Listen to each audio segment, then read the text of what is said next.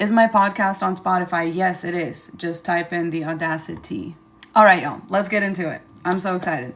So, how do you spot a lustful, male-centered, and low vibrational individual, be it a man or a woman? So this is in no particular order, but usually this is the intellectually dishonest all men crowd. So when we say, and I hate that this is why, like, we literally can't have nice things, because when most women say all men, what we're referring to is the socialization that all men receive. Like, if we were to actually try to separate out men who didn't receive that type of socialization, like patriarchal socialization, we would end up with like 10 of them, right? So that's why it makes sense to say all men. Now, there's a intellectually, so the reason we can't have nice things is because people are intellectually dishonest on both sides of the all men coin. So there's the men who will say it's not all men when they are really just trying to have women let their guard down and like justify men's actions and stuff, or they're eager to be recognized as like one of the good ones. So what's gonna happen is women are gonna do this too. They're gonna be intellectually dishonest on the other side of this, and they're gonna say, no, it's quite literally all men.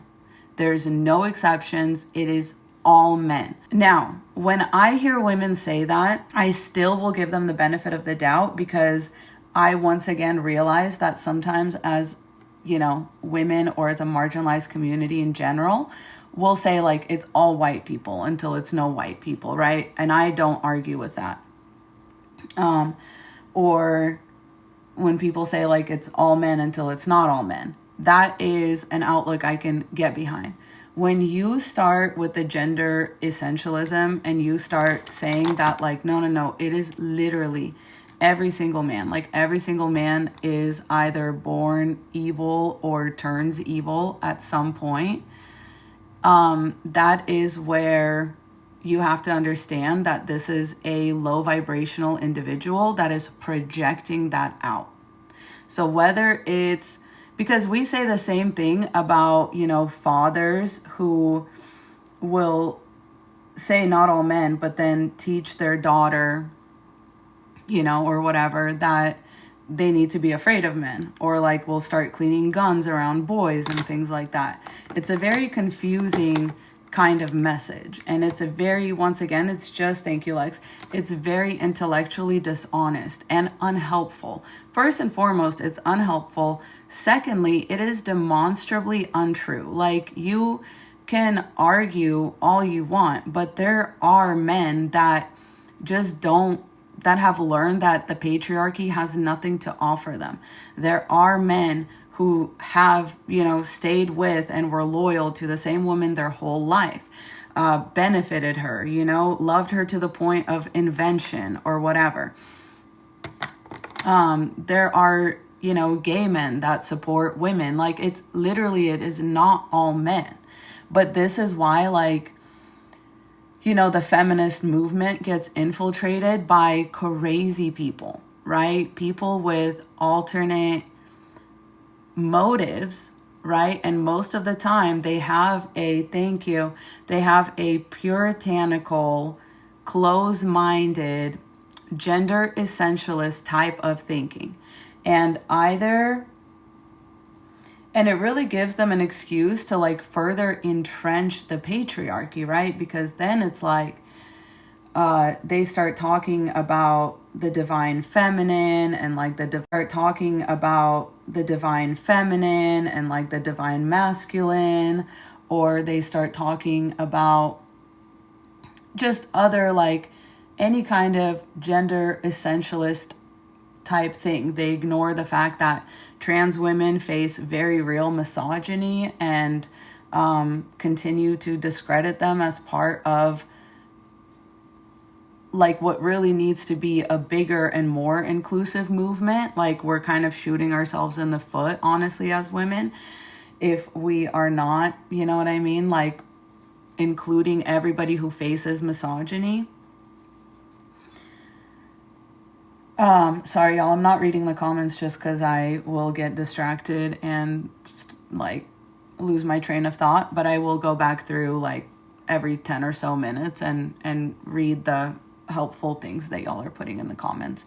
Trolls will not be addressed because this is a lecture and some of y'all are going to be too low IQ to understand what I'm saying or like where I'm coming from, and that's okay. I'm okay with that. We will only be reading the helpful, thoughtful comments. Anyone that's been around my channel knows I don't like block people for asking thoughtful questions. I will block you for spamming. I will block you for being like hateful, etc. So just please keep the conversation constructive, okay? You don't have to be nice, but keep it constructive, okay? So, okay, let me get through these points and then we can let me get through a few more points and then I'll read the comments and then we can circle back to some of the points. So the second part of this is that they're going to project sexual deviancy onto either all men or all people. Like they will get to a point where they have either been around such a dangerous or unhelpful subset of men. And I do think that is a totally valid reason for some women to say like, no, it's literally all men and I'm going to act like it. Hi, Therese. Y'all, go check out Therese's series that she's posting on YouTube about the red pill / manosphere. It is addicting. Like you can just put it on in the background like a podcast. There's going to be other things in that rollout. So please follow her so that you know when it's coming out, because this is really, really, really important stuff to be asking right now. Okay, can we have a mod in the chat? Thank you.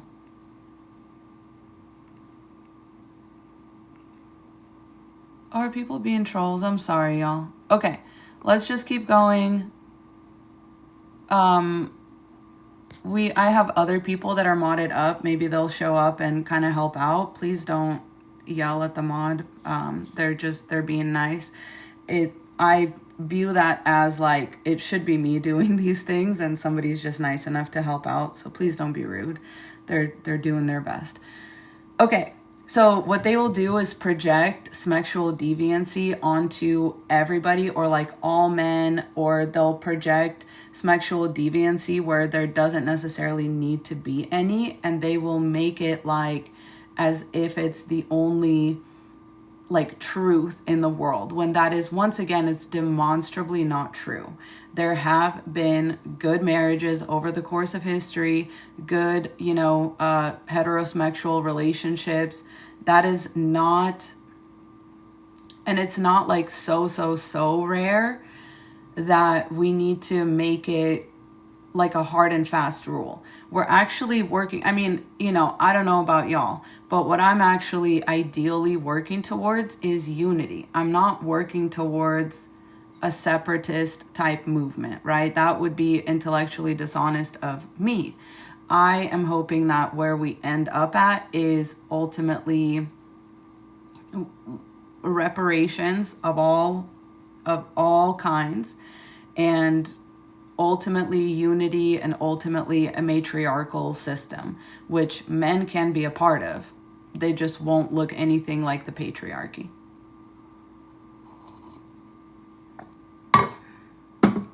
Spot one there, all like that. So a lot of people don't know that I'm talking about both men and women when I say this, and it's very important for y'all to know and understand that it is both men and women.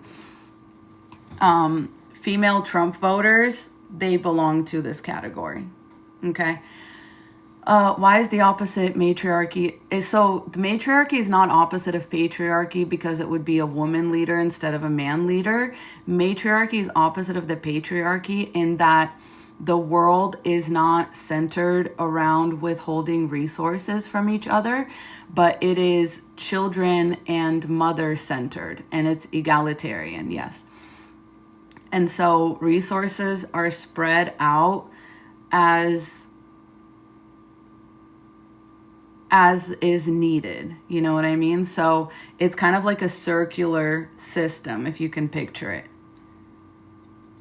Yeah. So that's the best part about the matriarchy, is that nobody would have like an extra say because they're white. Because once again, you would eliminate the need for hierarchy, and you would encircle the most marginalized people. You would be the most worried about them. Does that make sense? And so white women would not be at the center of this. Yes, I'll post this on YouTube. I swear to God, it just might take me a day or two, but I'm working through it. I need to figure out the sink issues. I'll post this. You go if you need to go. Yeah, like communism. And that's why a lot of people have managed to, a lot of like powers that be are always trying to demonize communism, and we've never even seen it. We've never even seen it in action. Like, no country has ever actually been communist. Does that make sense? Like, whatever people are out here calling communism, like, it's not communism. It's implemented by men. The means of production are owned by the government. That is not communism. Like, literally. Peter, do the workers own the means of production? If so, then it's not communism. Am I familiar with anarchistic communism? Yeah, that's the matriarchy, y'all. That is the matriarchy. Yes, they own the land. They don't own all the means of production, though. Kayla, I'm good, babe. Thank you. All right. So you know that somebody is one of these people when they project that out onto the whole rest of the world. And the truth is, I have met plenty of men who are not lustful, male-centered, or low vibrational. This includes, like I said, gay men, trans men, and cis, straight, sometimes even white men. But there's like different intersections, and but it is very intellectually dishonest to say that all men are sexual deviants. That is just simply not true. Too many. But, and again, it is enough to treat all of them like that, right? But the goal is, if we're really preaching not gender essentialism, but if we're preaching that this comes from socialization, which it does, because once again, how do you explain male-centered women then? Like, if it's gender essentialist and all men are bad and all women are good, how the fuck do you explain women who voted for Trump? Like, you can't. You can't.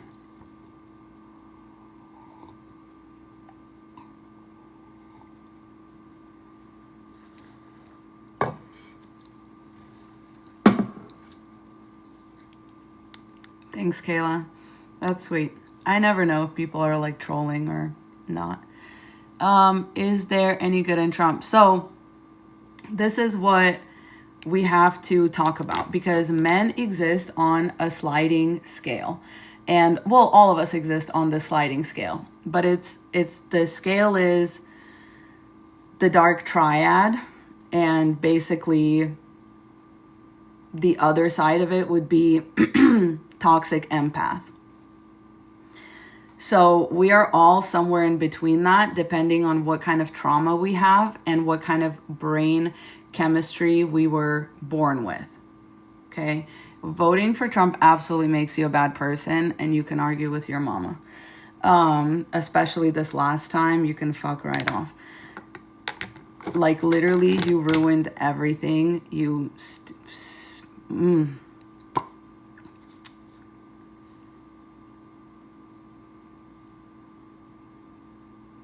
Yeah, it like literally just like that. I'm so effing serious. Hi, Lamb. So Trump exists on like almost to the very edge of that like scale. And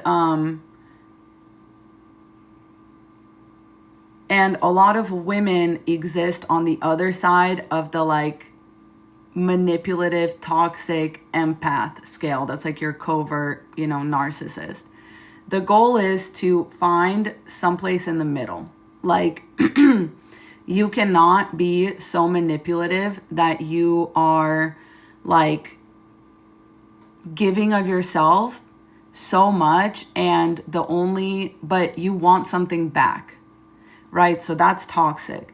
And then on the other side of that is just saying, I'm going to take what I want by force. And what these individuals will be is they'll be on one side of this scale, right? But it's kind of like the pipeline, right? It's like you can go so far left that you go right. You can go so far right that you turn around and you're on the left. Like all of that, like we live, it's so hard to explain this without getting super woo-woo, but we basically are always, the way that this universe works is like there's polarities. Like everything is a polarity. And you're basically just always trying to find balance. Or you're trying to find like where you're at and like try to be at least self-aware of where you're at. But these individuals will typically project. And so they're either projecting that they are a saint and everybody else is a quote unquote sinner, or they're projecting that everybody is a piece of shit just like they are.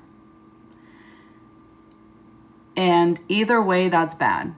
Either way, we're not getting anywhere with that mindset, because once again, if I'm going to be one thing, I'm going to be practical, and I'm not going to get pushed into the margins or the extremes, because I'm not looking for the margins or the extremes. Since I mentioned polarity, do you believe in masculine and feminine energy? I believe that all of those traits exist. I believe that we have unhelpfully labeled them masculine and feminine. I don't know what that means. I don't know what it's supposed to mean. I don't know what I'm supposed to do with that. And I want people to understand that you need to embrace all of those qualities if you ever plan on being a self-actualized human being. If you want to be self-actualized, you are, thank you, Bella. You need to be, you're not going to get there by being in your feminine, as in you have no routine, you have no, like you're not focused on discipline, you're focused on freedom, you're focused on like removing boundaries, all of that. You're focused on creativity only with no discipline. Yes, we are Taurus. We're talking about low vibrational friends too. And I'm going to get into that more. I would be a terrible professor because we are through point number 2 out of like 15 or something. Oh, and I can't be here all day. So we're going to move. So, but yeah, you're also not going to get to self-actualization by being like the kind of self-discipline that men idolize, where you're like going to the gym every day and you're like only eating like raw, or not raw, but like unseasoned chicken breast with like brown rice or whatever. Like you need to have joy in your life. You need to have happiness and freedom and creativity in your life. The goal is to be both. Like, I don't understand. The goal is to be both, always. You're not going to achieve self-actualization by blaming men for your problems. I'm blaming men for all of our problems, and I want men to achieve self-actualization so that we can move away from the hell that we are currently in. It's the only way for us to actually get the fuck out of this horrific, like, situation that we're in. And I would just like to remind any Trump lovers in the chat that your man just called it the Epstein hoax. Extreme hypocrisy. Let's talk about that. Let's talk about how your man just came out and said, what files? What Epstein? Who? Who is that? Are you guys talking about Jeff, my good friend? You guys want to, you know, I don't know if he's your man or not. It just sounds like it is. But I just want to call out any Trump lovers or voters in the chat before you say anything about politics are dividing us and we're not, you know, low vibrational because we voted for him. Yeah. Okay. You are what you vote for.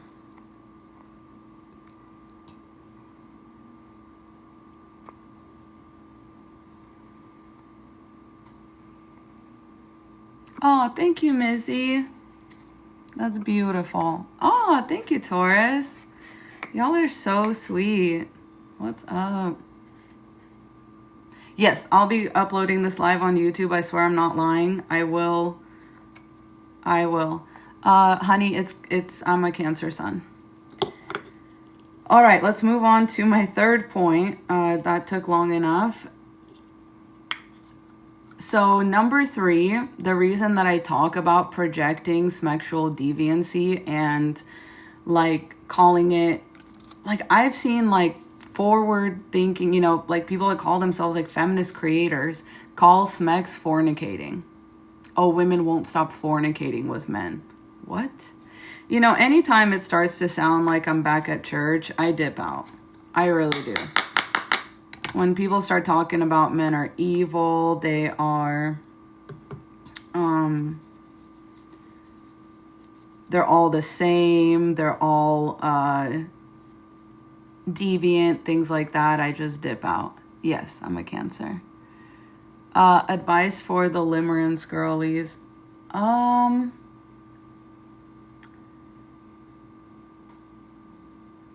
I'm trying to think. We actually talk about that in our upcoming podcast episode with Fleeksy. So tune in because I got to get through the last couple of these points. Thank you. I'm June 30th. Thank you, Seeker. Thanks, y'all. I was in Houston on my birthday, having the time of my life. All right. So the reason that I talk about my fellow June Cancers. I know I made the cutoff by 1 day. Cancer moon, Aries sun. Nice. My moon sign, Aquarius. It's so funny how like diabolically opposite they are. That's why nobody ever guesses that I'm a Cancer. I think that Aquarius comes through big. Leo stellium checking in also. That's why I never get tired of yapping on here, and I'm actually like really comfortable. Okay, let me keep going with my Aquarius stellium. I love it. It's your age, baby. Shine. I'm a Cancer rising too. Yeah, I think I am. Yes, we cannot be free until men are. Teresa's always dropping gems. I also just want to say that when we get into talking about how the act of smex is always like fornication or like low vibrational to people, what most people tend like forget is that sexual pleasure is first and foremost a form of like female worship, as it should be. And I don't mean to get too woo-woo, but like if a man is not treating your body like a temple, if a man is like using your body in like a corn way, right? That man is low vibrational and lustful and male centered, because smex should be first and foremost about like the woman and the woman's pleasure. And so if it's not like that, then yes, it is like low vibrational.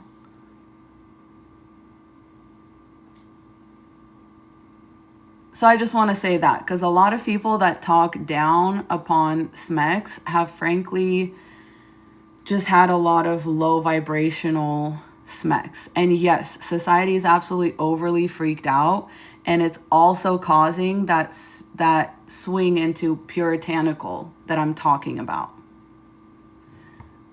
How are you so self-centered? I don't understand. Let me guess, everything is for women. Correct. You guessed absolutely correctly. Look around. Literally everything is for women. Yeah. Like, when have men done anything for the sake of doing anything? Like, it's not a thing.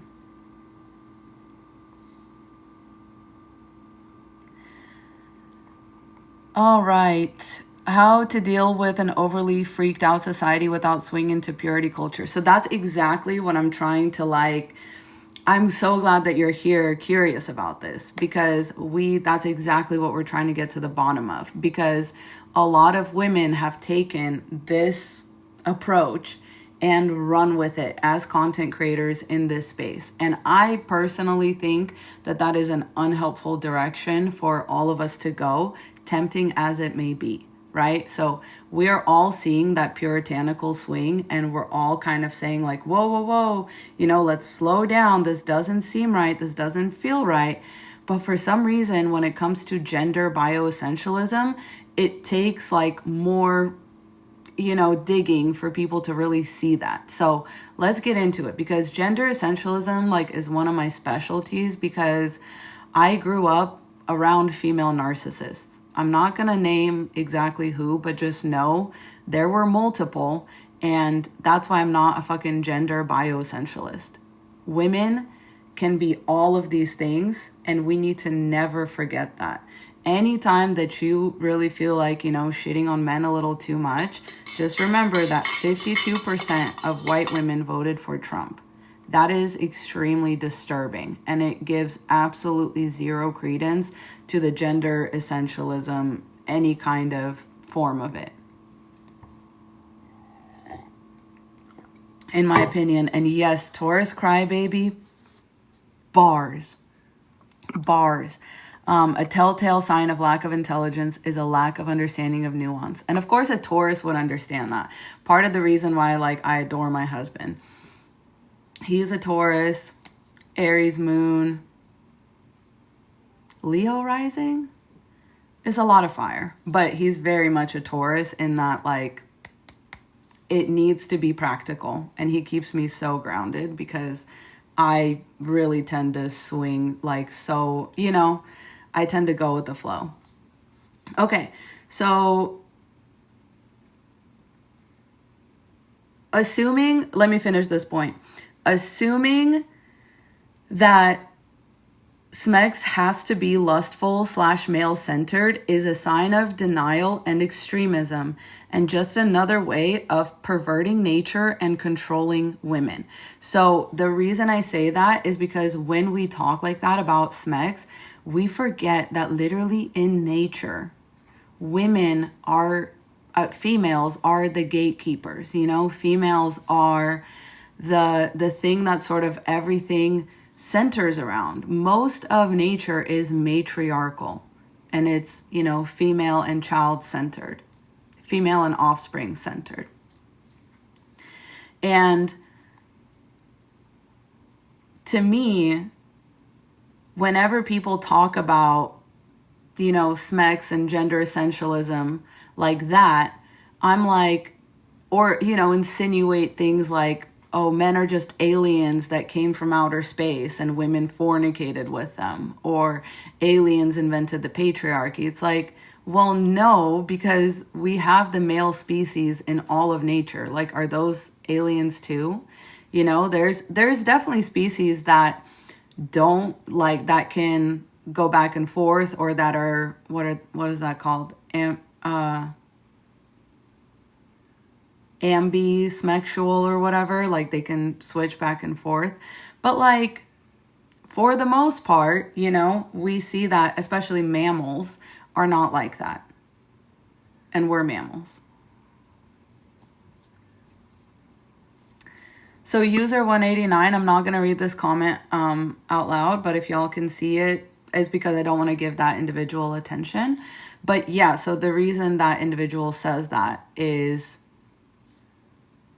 because of this. Unfortunately. And I called it out before. But yeah, at this point, it's just not really super safe. So, okay. Honey, I posted about most of them on my TikTok, and let me come back to that if I have time at the end. Final 4 couples. And if you can't stick around, that's okay. I'll be posting this to YouTube, all right? Why are they here anyway? I love that. But yes. I'm curious how women went from being hunters to being subjugated. What is it called? Agriculture. Agriculture is just one of those things that takes a turn in our evolution and gives rise to a patriarchal thing. And it's because, like, I think we evolved mostly from rodents, and I think we have this like unnatural urge to hoard that was a lot harder to do when we were hunter-gatherers, because you couldn't hoard too much because you were like moving always, right?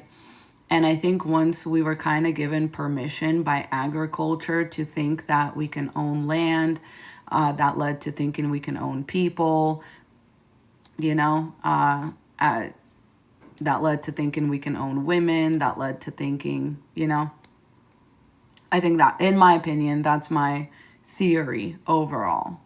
And especially once people settled down and became at risk of being invaded, like, that just fucked everything up, because nobody likes to be invaded. But you also have to like protect yourself against that. And it gives way to like,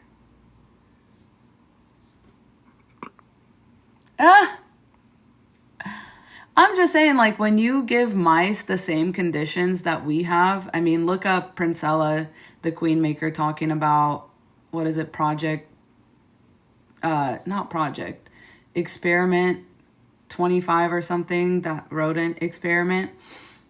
When they gave them the same conditions that we have on Earth, let me just tell you, it played out exactly the same. Religion was made to sort of like fortify the system. Thank you, Miss Monique. Rat Utopia Experiment 25. Look up Princella talking about that. That definitely radicalized me. And I definitely have hi Natalie, I definitely have some radical opinions about how we should deal with like men and the patriarchy, but that's for another time. So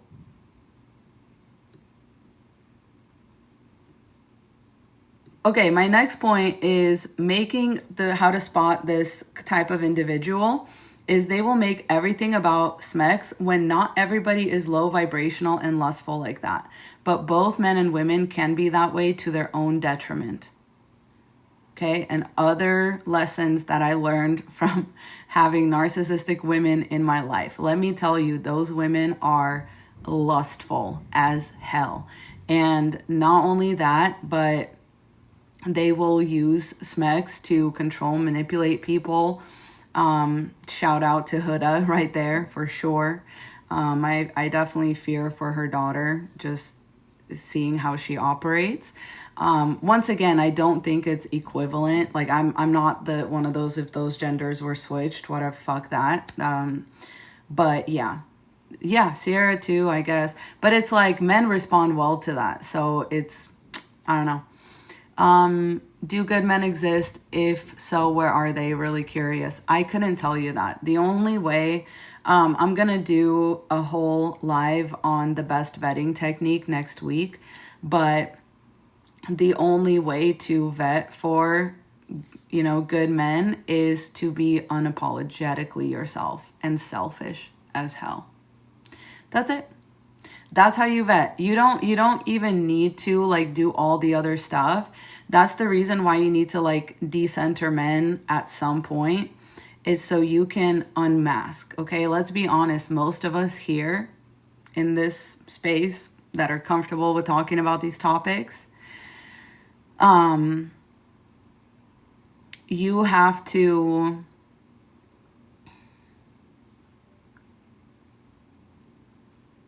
sorry, I just saw your response and I will address that. Yeah, exactly, Teresa. Always be prepared and ready to walk away if you need to. That's the biggest thing, is you have to be unapologetically selfish, focused on your own goals, all that kind of stuff.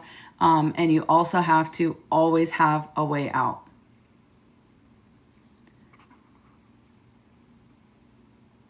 Yeah, MC Harrington says, my piece of advice is to trust your gut when a man shows you his true colors and thoughts processes.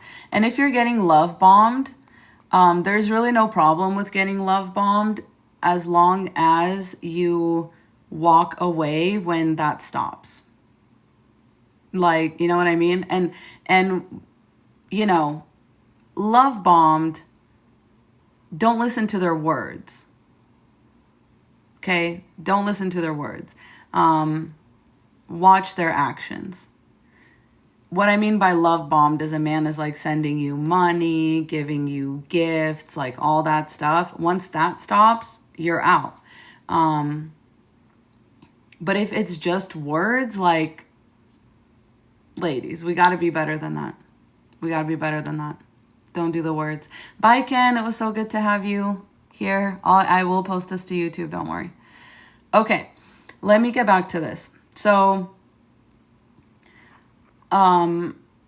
lustful, male-centered, and low vibrational individuals, including other women, including like your friends, pick me friends, whatever, they will make everything about smex, when really not everybody is low vibrational and lustful like that.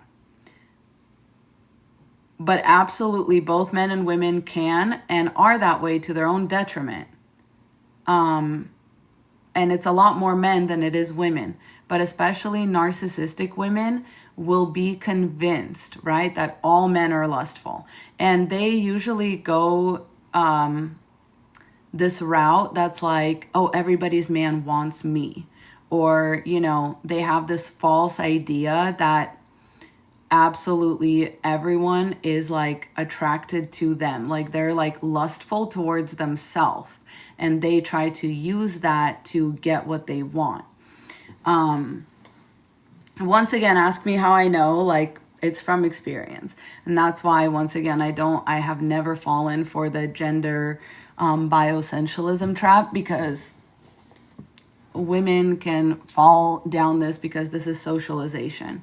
It all comes down to, are you going to buy into the patriarchy or not?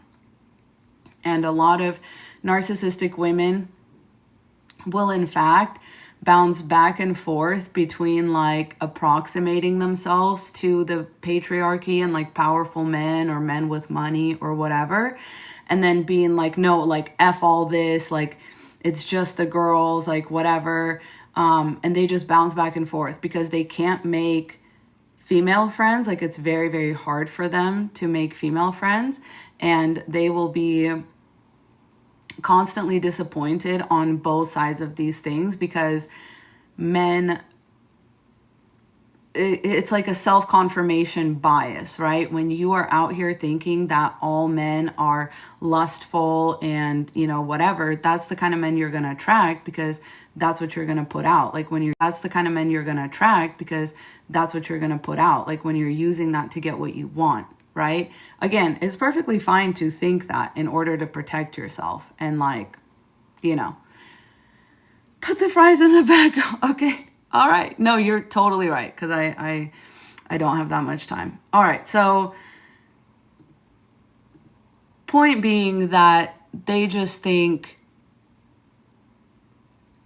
that SMEX is like the end all be all, and they can only exist in like on one side of the polarity or the other.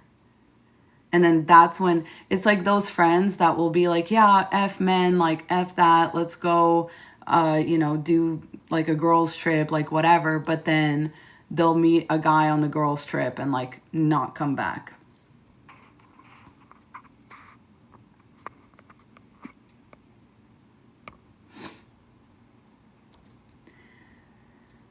All right. So the next point is they will obsess over their own and other people's smex life and are overly puritanical and smex negative. So like I already mentioned this, but just to come back to that point, they will just very much project their own experience, I think is the point of that one. Sorry, y'all, I wrote this kind of late at night. Oh, the overly puritanical, they'll be like, women should never, open their legs. Or like they'll start talking about how, oh, Huda caught 2 bodies and still left without a man. Like that kind of puritanical, really dangerous type crap. But for them, it'll often be like a do as I say, not as I do type thing. And once again, they will switch back and forth between, celibacy content's through the roof right now. And I don't really mind because once again, like some people, it will benefit them. And that's okay.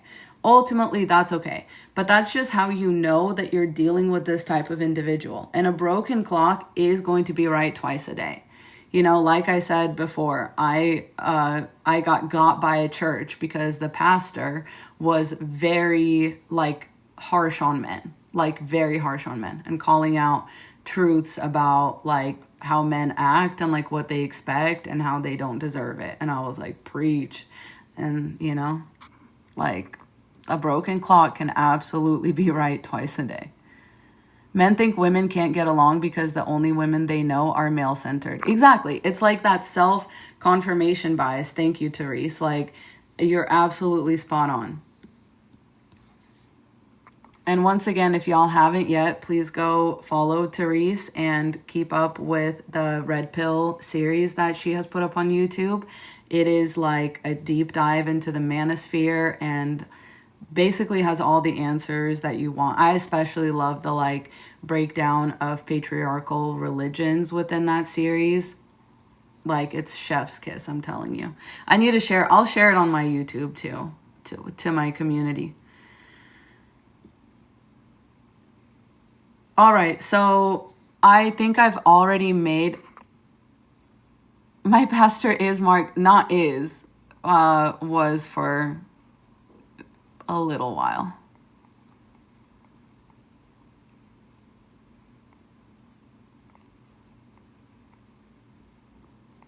Okay. Hello, Katie. I'm going to address this one time.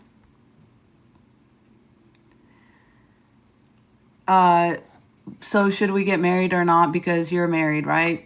You should do whatever the fuck you want. What's the series? Who's it by? Watermelon's the commenter right below you, Therese. It's her series. She's one of my mutuals, an amazing content creator. She has a whole series on Red Pill / Manosphere content up on her YouTube page. So go check that out. And honestly, don't feel bad leaving this live. Go for it, because I'm gonna because I'll put this up on YouTube. Yeah, my Natalie says my ex chose patriarchy over me. And that's, you have to be aware that men will do that sometimes. That's why, like I say, do whatever you want. Always have a way out.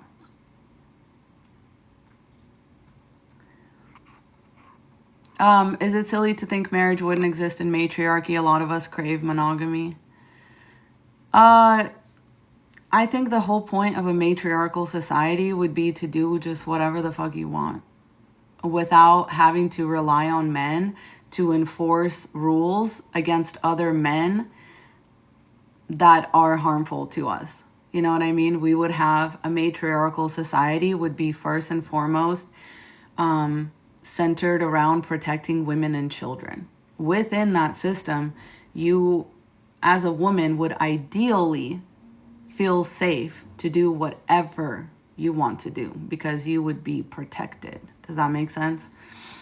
A lot of people like to like make a mountain out of a molehill. I'm saving this for YouTube, yes. All right, let me keep going. So I've already made a lot of the Donald Trump parallels, but like lustful, male-centered, and low vibrational individuals will typically be drawn to other individuals like that. So if you're wondering like, why would somebody as a woman or, you know, a feminist or whatever vote for Trump, it's because they're hiding the fact that they're actually this, or they are okay with the fact that they're actually this. And a lot of people don't even hide it. Y'all just don't see it. A lot of people put their whole ass out there every day. They show you their whole ass every day and you still don't see it. You know what I mean? And you're so focused on whether somebody who is also telling the truth, who is like,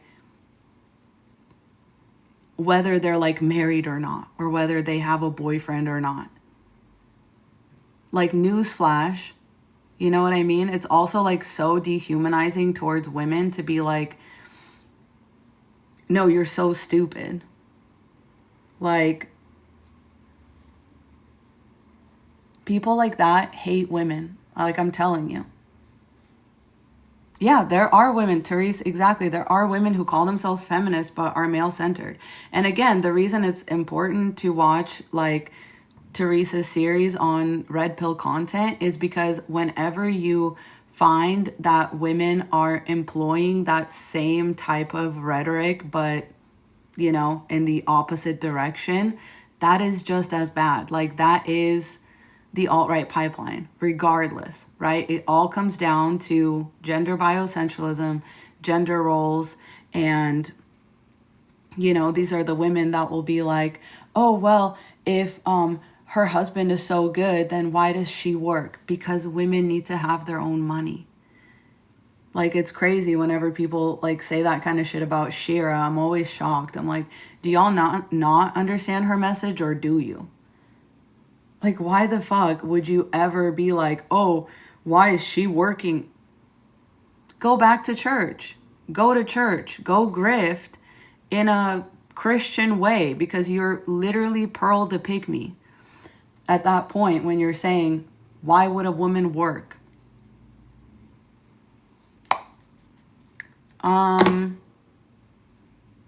Very, very interesting. All right, so the next thing is obsession with protecting things and quote unquote values that actually harm women. So once again, kind of coming back to, yeah, like, why are women working, and like this kind of like, I'm just a girl content, and like, I don't want to be a boss babe content. What is your other option? Like, if you don't want to be a boss babe, that's fine. But a lot of people, when they say boss babe, like, I get the fact that like some women don't want to climb the corporate ladder, and I very much respect people who just like live within their means. And I think that's totally fine. But a lot of people, when they hear the words like woman working, they automatically call that boss babe, you know? And yeah, thank you, Bella. It's because you're not a low IQ individual. Yeah, right, Therese, thank you. If you don't have babies, it means no man wanted you, that kind of thing. Absolutely. Just doing absolutely anything to keep women exactly where the patriarchy wants them. Oh, you know, once again, if your husband works, why do you need a job? Hello? Hello? What's next? If your husband votes, why do you need to vote? If your husband thinks, why do you need to think? Like, come on. Come on.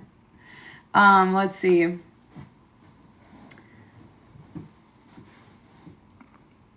In this economy.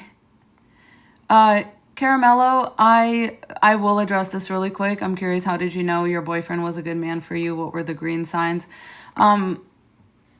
we've talked about this a lot. You can check out the podcast. We have several like green flags episodes. They all come with a fat ass disclaimer that it's actually all a crapshoot anyway.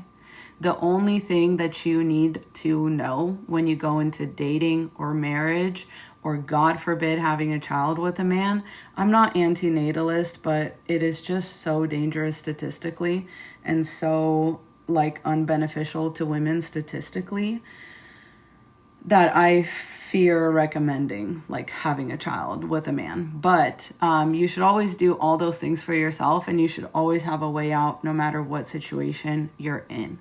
Whether you're moving in with a boyfriend, can you move out tomorrow? Can you put a deposit on a place tomorrow? Whether you are married, you know, like what money do you have that is just yours? What you know, do you have your own retirement account?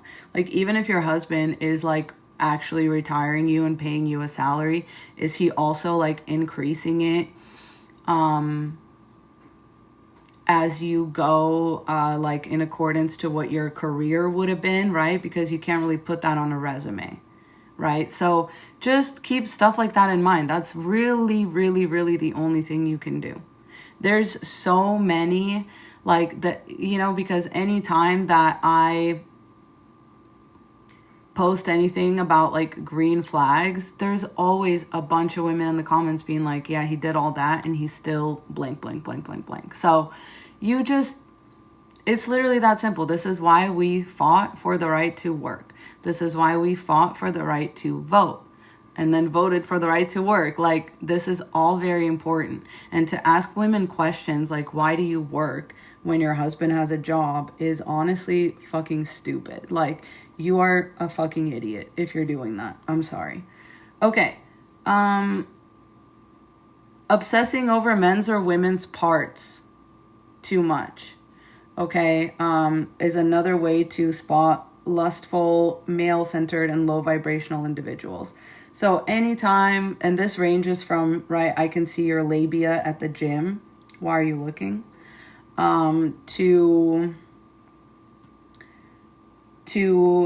men use their penis weapon, which is something I've said, right? But it's like, you have to understand that it's once again a socialized thing. And a lot of men that watch porn and are as addicted to porn as these next generations will be, unfortunately. They will be tempted to do that. But it's a nuanced issue, right? Yes, right-wing people are so obsessed with, right? Oh, that's a, you know, when it comes to trans women, they're very obsessed with parts. When it comes to, you know, what gay people do in their bedroom, they're so obsessed with parts. It's crazy. Like, the obsession with parts, just be mindful, okay? You, and I would challenge y'all, you know, to go through any creator, including myself, and their content, and make sure that they're not hitting these, like, these points. Why are they obsessed? That's a really great question. The obsession with parts exists to control women. Even the obsession with men's parts, it exists to control women. That's the only reason. All men want from you is like your coochie or whatever. When people say that, like, all of that is to control women. Which, like I say, all of these things are mostly true. But yes, Therese, it reinforces gender roles. And so does our society. So when you reinforce on top of what's already being reinforced, you have to understand you're not doing the right thing. Like, if you want to take the focus off of that, you can't put it on that. Does that make sense? Like, you can't put the focus on people's parts. If you want to stop reinforcing gender roles, the last thing you should be focused on is people's private parts, because that centers gender roles, and that centers, like, you know, body shaming and all of those kinds of things. So, okay. And that's exactly what leads to, like, female genital mutilation and things like that, because it's the obsession with parts. And when other women start implying that women cannot or should not experience sexual pleasure with and from men, that is that pipeline, right? That is the FGM pipeline. It's the same side. It's a different side of the same coin.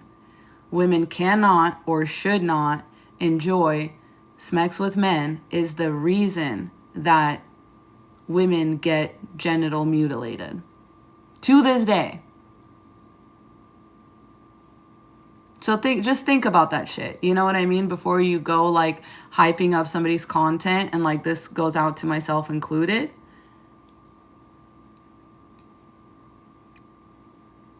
That's how you get there. So just know whenever you see like that two sides of the same coin, that's a pipeline. You've come full circle. Right. Okay. So all of this, okay, so just to reiterate, all of this is a sign of narcissism and projection. And it comes down to controlling women more than anything. Like, once again, creators that are always like questioning things or trying to like expose people, it comes down to controlling women. You know, when y'all come into my live and you ask me, aren't you married? Aren't you this? It's literally none of your business, like, at the end of the day. But also, why are y'all so obsessed with this kind of control? No, I'm just asking questions. Yeah, exactly. Just asking questions. That's going to be the justification used for a lot of things. And it's disgusting. So using sex and relationships against women is a form of misogyny. And once again, stems from the puritanical / white supremacy urge to control others, especially women. And people, yeah, like y'all are saying, people will do anything to discredit women. And once again, when your favorite creators on this app start to sound just like men, and they start accusing women of the same shit, like, oh, well, how come you don't have a man? And then in the same breath, asking another creator, why do you have a man? Guess who you sound like? You sound like the male trolls. And honestly, like, it's been very hard to tell women and men apart in my fucking comments recently, because some of y'all are coming from a lustful, male-centered, and low vibrational place. If you cannot imagine that a woman can have a brain big enough and wrinkled enough to decenter men, even while being next to one in any kind of proximity, you're projecting your own inability to decenter men while being in their proximity. And for some of us, that comes down to, once again, there's a lot of women that are ex-SW that feel this way, and I completely get that. And it should be that way. You know what I mean? Sometimes the complete separation 4B movement, that is right for people. And that's what I don't project onto what I don't do is project my experience onto other people. And I would really appreciate if other people did not do that to me. Because at the end of the day, we are saying the same thing. We want the same thing. We want the best outcomes for women. And to limit that is to control women. To limit the possible good outcomes for women. And say that, oh, in this case, it can't possibly be that, is crazy. Because in any way that you try to spin that, like, it comes off as you're trying to control women and discredit women. And that's what you will end up doing, which is fine, because I don't really want low IQ, lustful, male-centered, and low vibrational individuals on my page anyway. And I'm really glad that I'm not the one attracting those people who cannot picture a woman smart enough and, able to open her eyes and just look around and see what the fuck is going on, just like the rest of these creators did. I don't want you here. You can go. Like, you're so welcome to leave. I don't, and that's my thing too, is like, I never want to force anybody to be on my page by like discrediting somebody else. Like, I don't never want, you know what I mean? Be here or don't. If you get it, you get it. If you don't get it, you don't get it. And that's okay. I am okay with that because I'm not a narcissist. And I don't make everything about me. I don't care. I actually know that it's a lot more about y'all than it is about me. Anything that people like really strongly project, you just have to remember it is about them. It's not about you. It's always an inside job. And projection is a thing when you're not healed. And you know, none of us are so healed to the point where we're not projecting at all. I don't want to put that out there. It is what it is. You do project your experience, but like, there's a way to make sure that that experience is like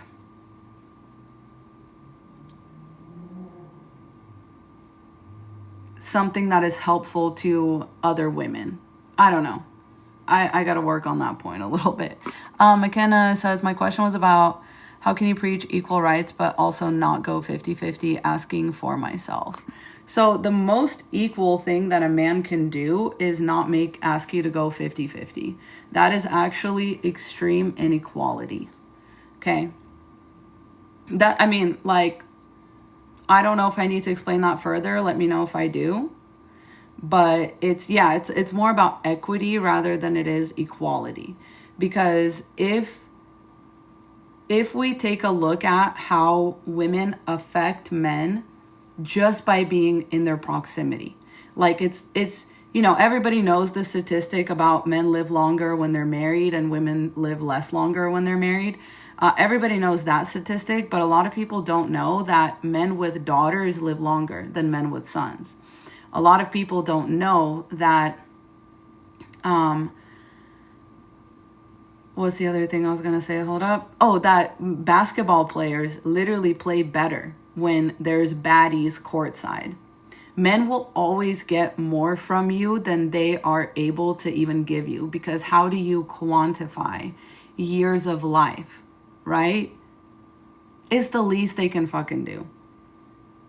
My husband has probably spent like $5,000 on himself over the course of our 14-year marriage. And you know who I never hear complaining about it? Exactly. Exactly.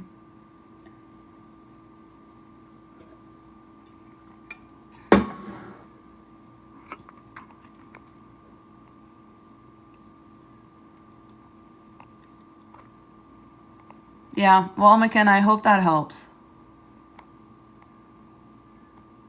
Yeah, it gets murky to always have a backup plan when you're not going 50-50. Why? You can still work. The goal is to still work. He would just be paying all the bills like a man should. Like, not like a man should, but like a man should. I don't know how else to say it. Like, a man should realize that you're like benefiting his life while kind of risking your own. And it's kind of the least they can do.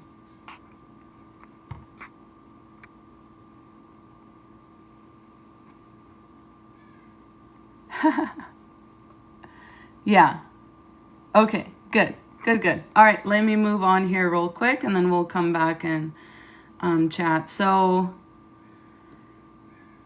ultimately this kind of content is also fear-mongering. Like, when you have that gender biosensualist, like all men are demons, all men want is coochie, like whatever, you have to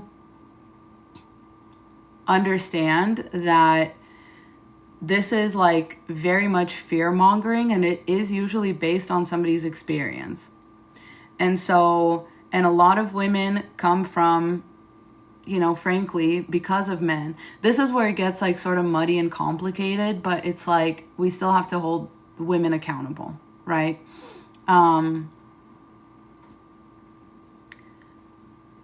And so what happens is women with like the worst experience will be the most likely to project this kind of stuff, like coming from a broken home,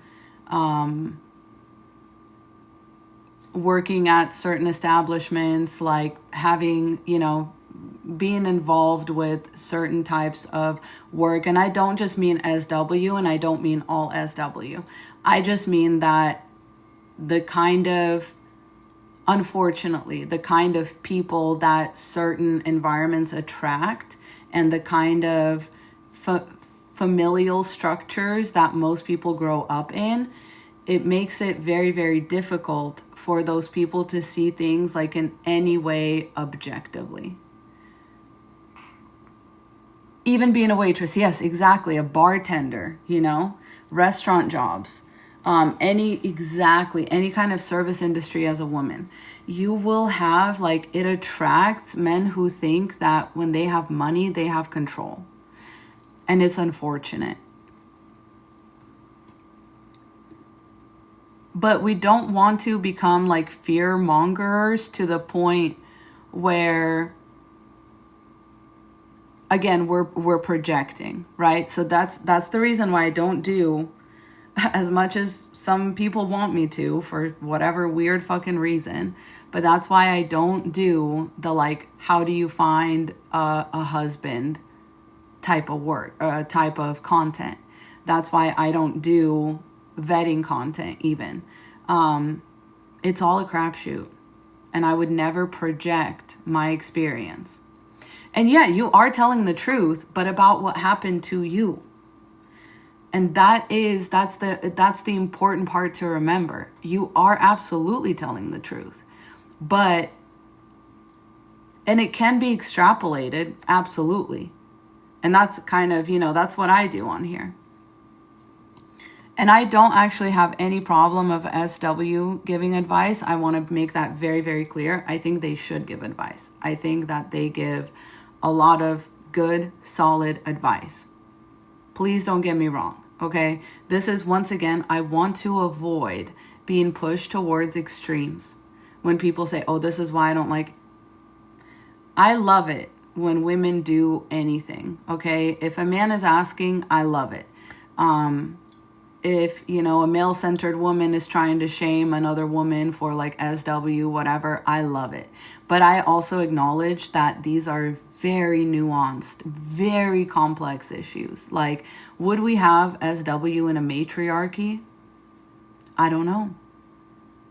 I don't know. What would constitute work in a matriarchy? What would constitute income in a matriarchy? Do you know what I mean? Like, we have to be careful, either sanctifying or demonizing, you know, these things. Yeah, and the reason watermelons, the reason I ask it as a question is because I want people to think with their own brain. Because sometimes when I say things, it's very easy for y'all to, like, backlash against what I'm saying. And I want y'all, my biggest thing that I want to teach people is critical thinking skills. And so I'm trying to point out that people like this will not have critical thinking skills. They will think, they will extrapolate in black and white. They will extrapolate completely binary ideas out there. And once again, this is the red pill. This is the red pill, just the opposite coin of it. Yeah, and Therese, that's why opposite coin of it. Yeah, and Therese, that's why I ask it as an open-ended question, right? Perhaps, says Therese, but the SWs would completely control the industry. And you know what? Like, maybe that works.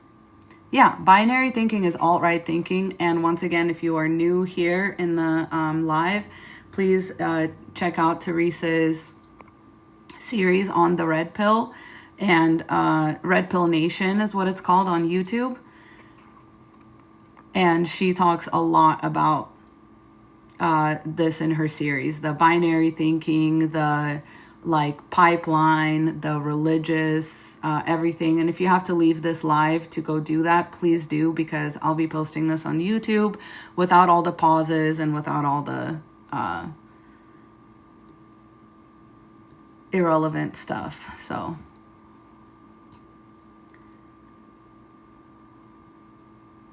Okay, so my next point, and we're almost out of points, so we're doing good on time. The reality is much more complicated but practical, and that has to be the approach instead. So the reality that we live in is, and God, I hate that women creators are making me say this out loud. The reality is there are good men, right? There are men who reject the patriarchy in the same way that women, not in the same way, but in a similar way that women reject the patriarchy, because they stop being an obedient little cog in the machine, or like they just weren't, weren't that to begin with. A lot of neurodivergent men will either be like extremely red-pilled, or they will be like, they will reject the patriarchy. But yeah, the common ground between like good men is they think for themselves. They men are also policed by men when they don't fall in line with patriarchy. Once again, shout out to Therese. And that's why it's hard for men, and it's very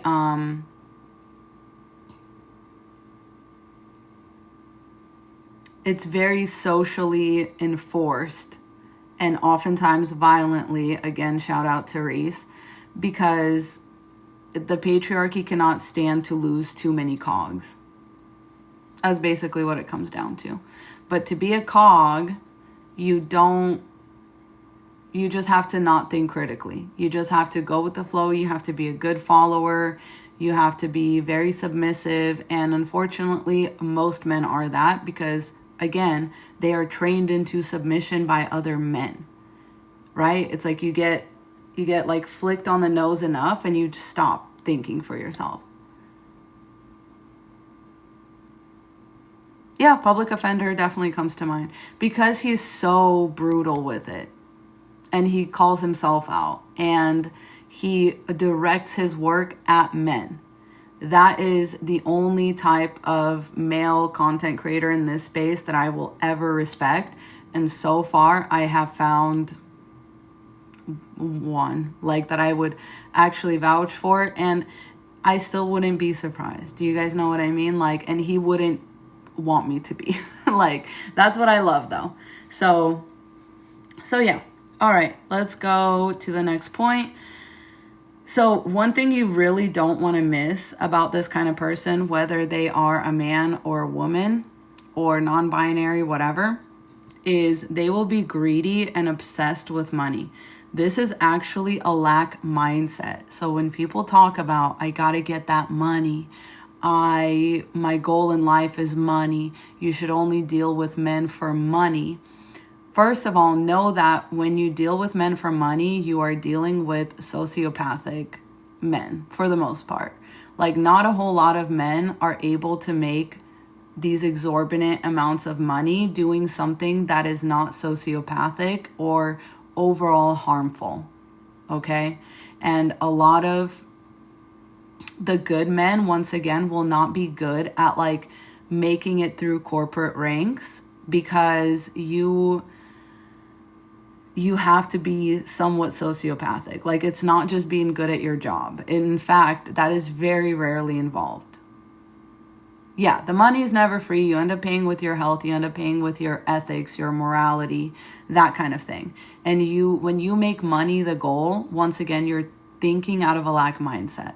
And sometimes you have to do that, okay? Again, don't ever hear me saying the extremes of these things, right? I do not want you getting with broke men, okay? Because they don't care about money. Please do not mishear me saying this, okay?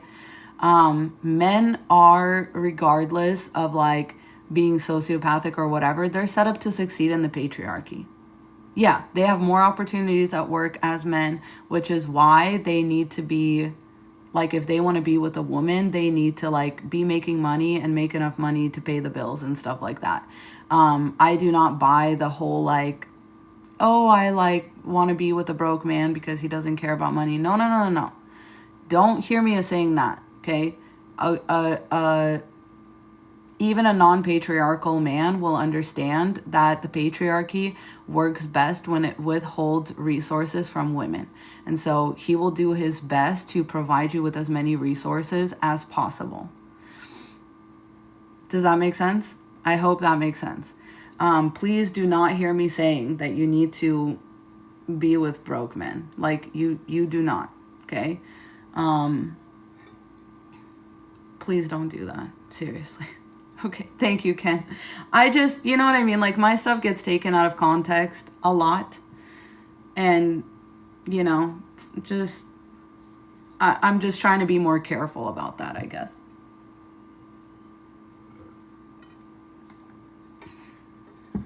But once again, let it not be lost on the listener that both men and women can and are this way. Can be and are this way.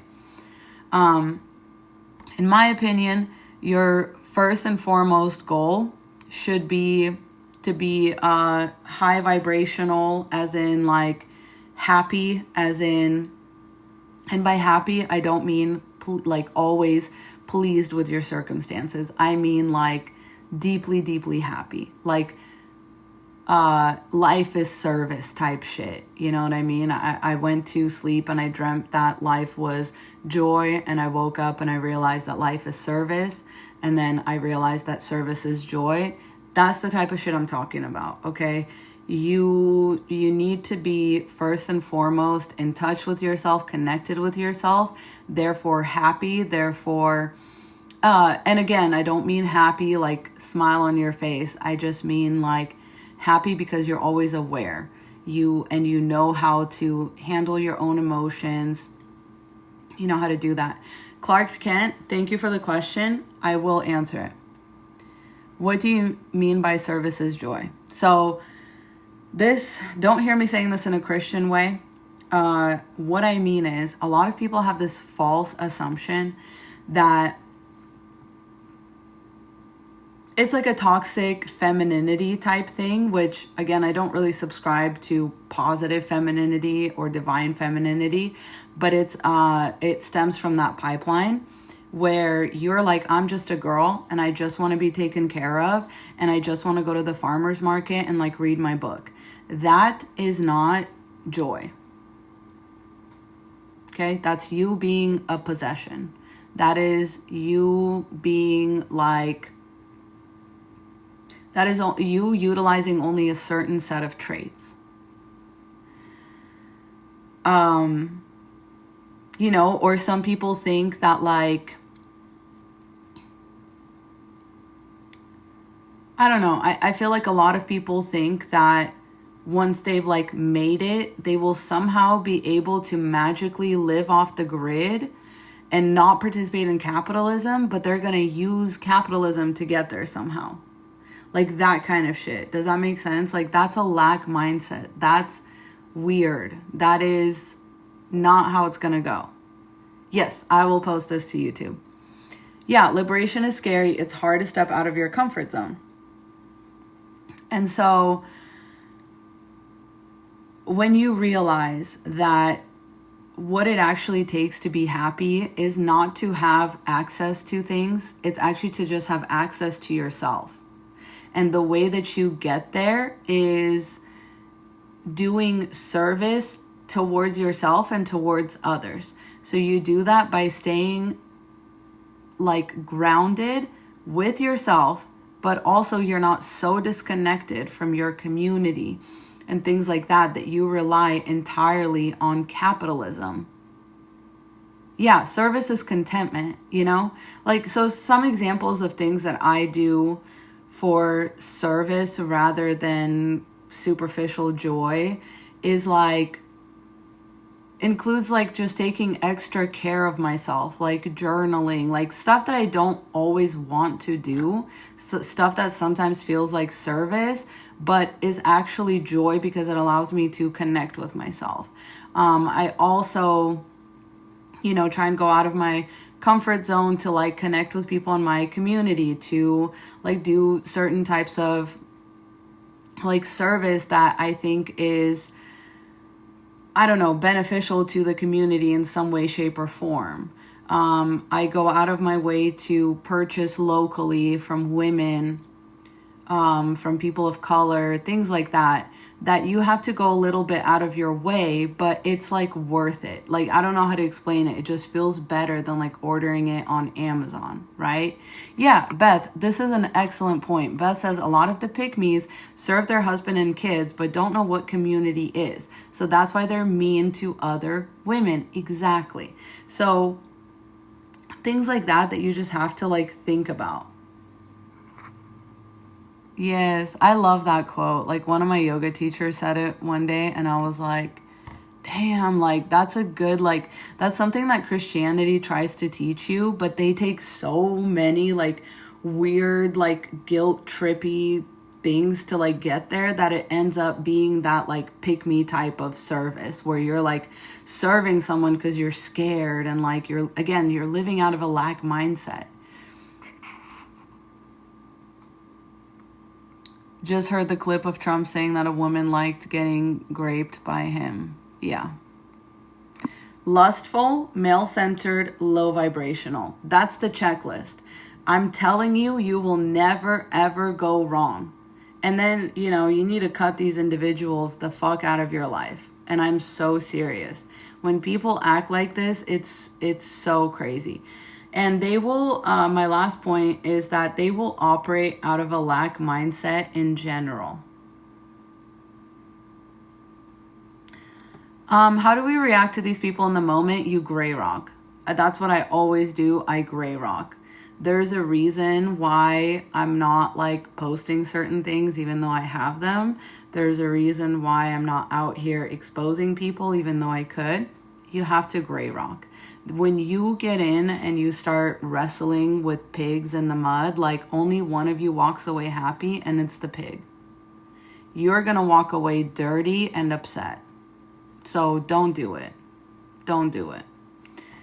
It can be so hurtful. I have an in-law who constantly degrades me for being myself. Literally ignore them. Literally ignore them. At that point, you have nothing to lose. Yes, thank you, AEB. The farmer's market fantasy comes from a deep desire to achieve a regulated nervous system. Exactly. And I'm not going to argue that capitalism doesn't exploit women, and that desire, you know, is stemming from a place that is valid. You know what I mean? It's very valid. But once again, I speak in practical terms. We can sit here, right, and hold hands in a circle all day long and talk about, you know, the matriarchy and how things should be. The truth is, we may be closer than we think, but we're not there yet. And the goal for us as women is to keep ourselves safe and keep other women safe. But first and foremost, you need to keep yourself safe.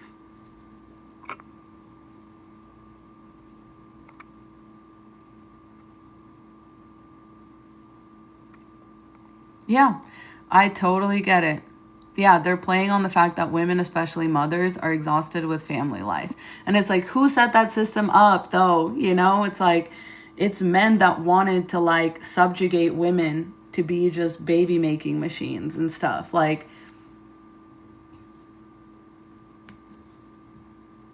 but at that same, like, the other side of that coin is people who are gonna say, well, it's okay to be a baby making machine as long as you get to go to like the farmer's market and like read a book. But it's like, when are you gonna do that?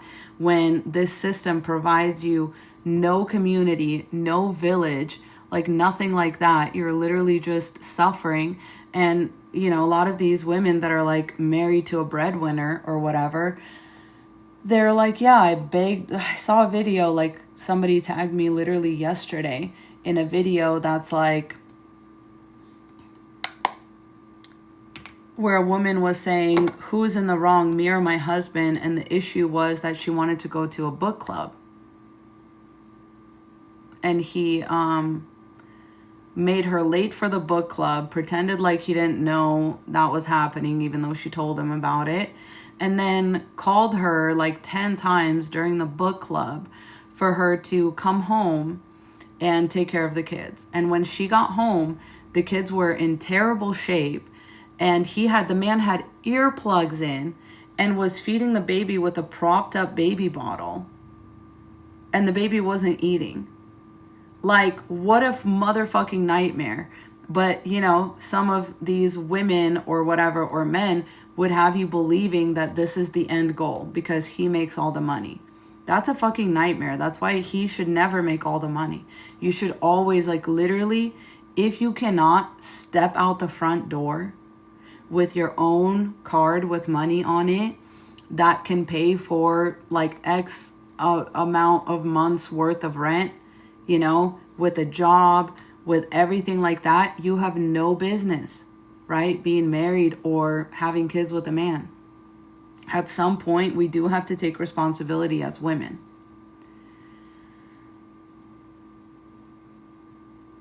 So I'm like, I'm all for, yeah, go for it. Have kids, get married, whatever. But if you don't have an exit plan, like, we don't have the current means, like, women do not have the means currently to be a village for other women like that. We had this conversation, you know, a while back.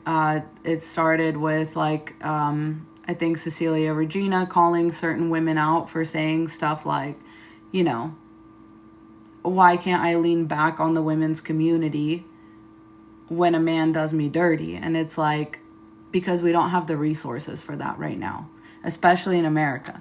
There's many communities where you can do that, but that happens mostly in socialist countries.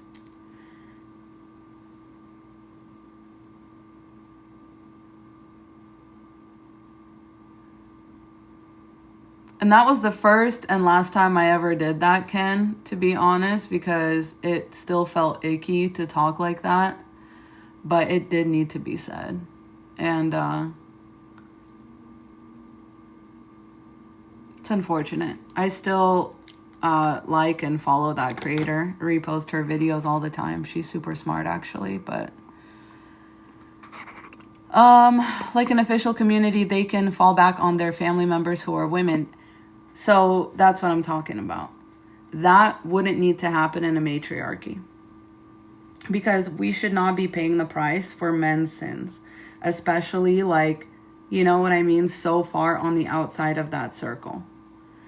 Women, like, okay, just because I'm somebody's family, that does not entitle them to, like, do you know what I mean? To thinking like that. To being like, oh, well, I'll just go out there and, like, do whatever I want without any type of backup plan for myself. That's what I'm trying to explain. Is, like, capitalism has made this a very murky issue. To the point where, yes, women are telling each other don't have kids and stuff. Because it's like, we don't have the means to, like, really support each other when it comes to, like, helping other people survive.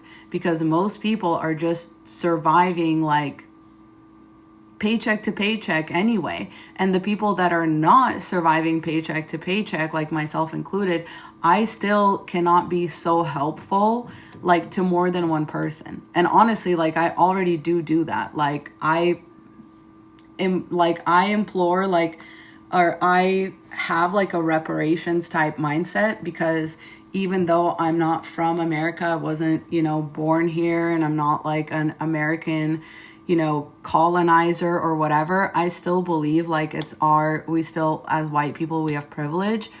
So, like, I literally have certain amounts of money set aside every month to be able to help people of color in my community and in my immediate circle. But, like, there's only so much that I can do even. And I do it. Like, I never believed in, like, tithing while I was in church. But I believe in that now more than ever. Like, I spend more than 10% of my monthly income just, like, putting it out there to people who need it. Like, I literally have friends that are just in tough situations, mutuals I've met on here. And it is my joy and honor to be able to be like, hey, let me help you with this, you know, like, vet bill or anything like that. Or, like, oh, you're moving into somewhere, let me buy you a couple things. Like, that's the price of community. You know what I mean? That's the real, like, but it's, we can't, like, we have to lobby for major changes before we can be like, oh yeah, like go out there and have kids with whoever you want and just fall back on the community. That is the ideal scenario, but damn, you know? Oh, thanks. Y'all are hyping me up too much. Seriously, it is the least I can do. And I encourage, you know, anyone that has that ability to do that.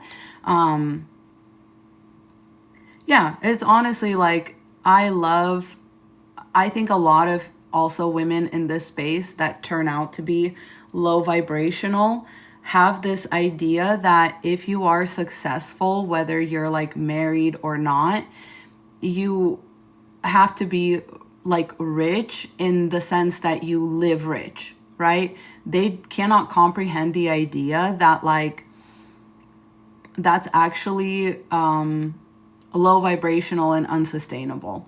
And that really the biggest goal of like, if you really want to be anti-capitalist, the biggest goal is to like not be a fucking capitalist, like owning like properties and shit, like owning, you know what I mean? Being like a landlord and shit. Like that's some of the quickest way to make money, but that's not ethical, you know, like doing, like working for like BlackRock and shit like that. Like, I don't know.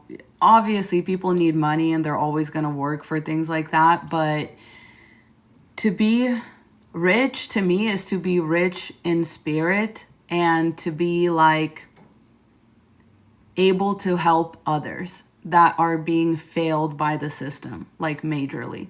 That to me is like, that's the biggest goal. Yeah, exactly, Teresa. If real estate is your thing, start a land co-op, build a communal living area. Yes. And ultimately the goal is to be free. Like, trust me, my husband and I have owned a home. Like,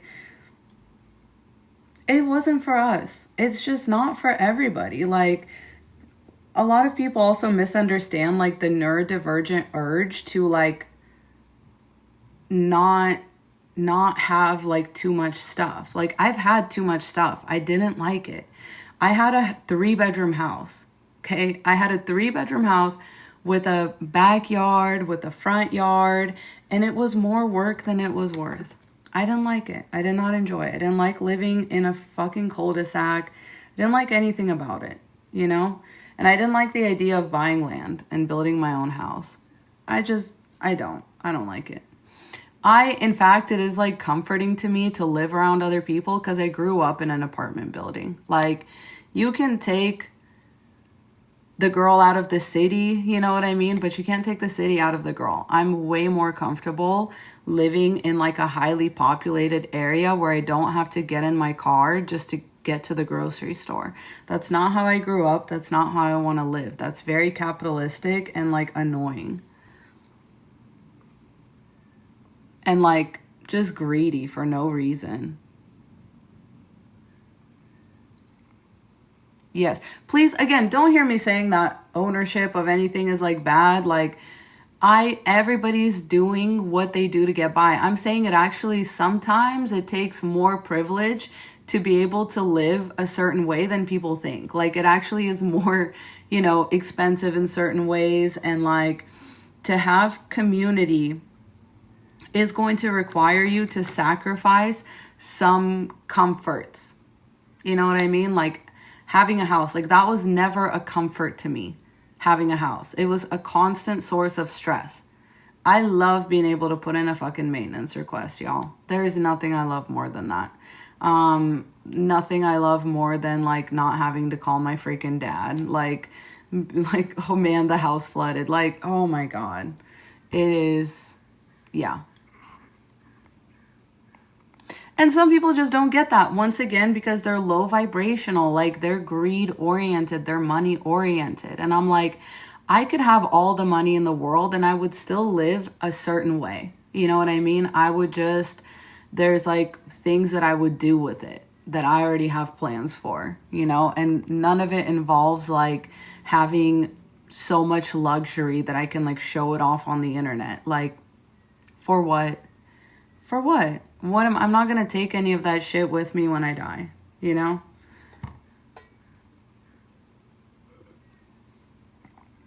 It doesn't make no sense.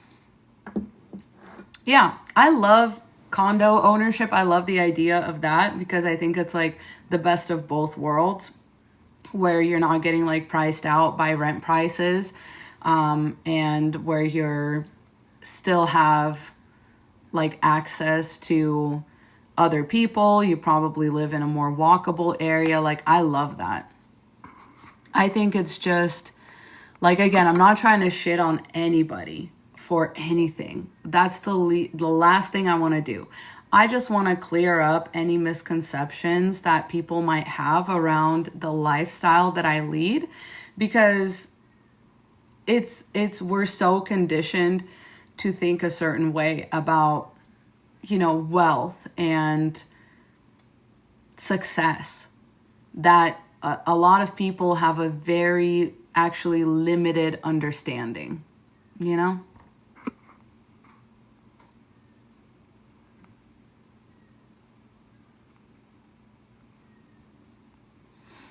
Yeah, exactly. Yeah.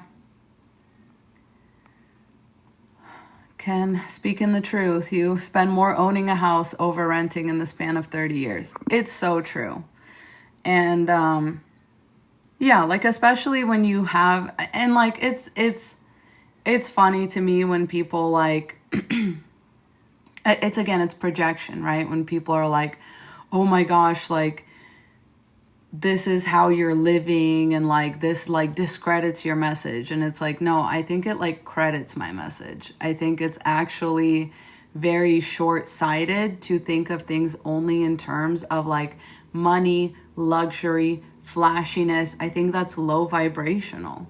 And I think most people who like preach that way or flex on others that don't live that same way is like, are some of the most unhappy individuals you will ever meet. And that's what they're projecting, right? That's why they have a certain message that seems very, very negative, and that seems very finite and like close-minded. Therese, see, that I feel seen by that. We've actually, my husband and I talked about this a lot because we really love our friends to the point where we probably could do something like that. But yeah, for now, we just all live within 10-20 minutes of each other, and that is like, has been the best. But yeah, Therese says, I like the idea of a single family home, but all of them are too big, and it's only appealing if 3 or 4 friends have like tiny homes with next to me. Yes, like, I think that might be the future. Yeah, Therese, I really think that might be the future. I think like eventually people will go in on like plots of land and just build like tiny homes, because it's kind of like a really good way to fight back against the whole you will own nothing and you will be happy, because they're trying to nerf you. Okay, when you say like you'll own nothing and you'll be happy, that's a little iffy. That's really good to hear. Teresa's TikTok mutual has already done it. I think that's how we fight back against that whole thing, because we still have to find the balance, right? We can't like fall headfirst into the whole like that whole thing. Oh, thank you, 2156 says you're literally glowing. Thanks, y'all. This, I'm telling you, if you didn't see me give that lady, the Nivea lady, props yesterday, I swear to God, this is like the life-changing hack. To put this, just the original moisture Nivea big bottle, 1 pump of this as your primer for your face, and then do all your makeup on top of it. And then I've recently been doing like underpainting with my blush and you know, bronzer, and then I do my concealer on top of that, and then I do my foundation, and then I do all my dry products like the setting spray or the setting powder. This used to make me look like chalky, and it used to separate all the makeup, but like, okay, this warps my face, like my nose is not actually that big, but look at that. That's crazy. That's so nice. I don't know. I have the type of skin that makeup doesn't really sit super well on, so this has been a life changer. This is the cream. The Original Moisture Body Lotion. All right, y'all. I'm going to hop off. I love you. Thank you so much for hanging out. I will be back probably next week. I got a lot of work to do tomorrow. Chelsea, you have to do the like color analysis. That's not my expertise, but you're probably somewhere in like the summer or fall. But you could also be a winter. I mean, it really depends on your undertones more than it does on your body shape. But good luck. All right. Love y'all. Bye.